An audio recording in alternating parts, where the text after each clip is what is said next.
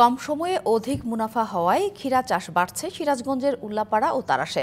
চাহিদা ভালো থাকায় এ অঞ্চলের ক্ষীরা যাচ্ছে ঢাকা সহ সারা দেশে। স্থানীয় বিক্রেতার পাশাপাশি দেশের বিভিন্ন প্রান্ত থেকে আসছেন পাইকাররা। সিরাজগঞ্জের চলনবিল অধ্যুষিত উল্লাপাড়া ও তারাশ উপজেলায় ব্যাপকভাবে চাষ হয়েছে ক্ষীরার। আবহাওয়া অনুকূলে থাকায় ফলনও হয়েছে বেশ। ভোরের আলো ফুটতেই কৃষকরা ব্যস্ত হয়ে পড়েন মাঠ থেকে ক্ষীরা তুলতে, আর তা বস্তায় ভরে ওজন মাপা শেষে পাঠানো হচ্ছে স্থানীয় হাটে। মৌসুমের শুরুর মতো এখন দাম না পেলেও ফলন ভালো হয় খুশি কৃষক। আবাদ এবার আলহামদুলিল্লাহ অনেক ভালো হয়েছে। এবার শসা চাষের যে মৌসুমটা দরকার সেটা একদম সম্পূর্ণ অনুকূলে ছিল আমাদের।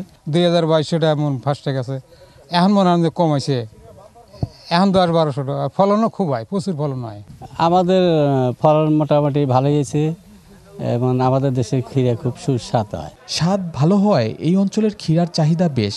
বেচে কেনার জন্য অস্থায়ী বাজার গড়ে তুলেছেন মৌসুমী ব্যবসায়ীরা। শিয়া বাটার ও ভিটামিন ই সমৃদ্ধ lily glam beauty soap. Lily, always beautiful.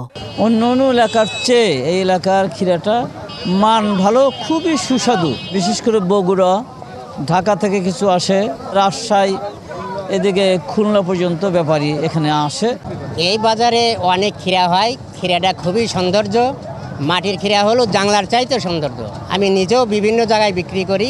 স্থানীয় কৃষি বিভাগ বলছে কম সময়ে বেশি মুনাফা হয় দিন দিন বাড়ছে ক্ষীরার আবাদ। সিরাজগঞ্জ জেলার উল্লাপাড়া এবং তারাশ উপজেলায় প্রায় 465 হেক্টর জমিতে আমাদের শসা উৎপাদন হচ্ছে, আর ক্ষীরা হচ্ছে 421 হেক্টর জমিতে। উল্লাপাড়ায় আমাদের শসার একটা হাব তৈরি হয়েছে, মার্কেট। এখন পর্যন্ত কৃষকরা ভালো দাম পাচ্ছে। সিরাজগঞ্জে ক্ষীরা আবাদ ঘিরে বেড়েছে কাজের সুযোগ, আবার ব্যবসা করে স্বচ্ছতা ফিরেছে অনেক পরিবারে।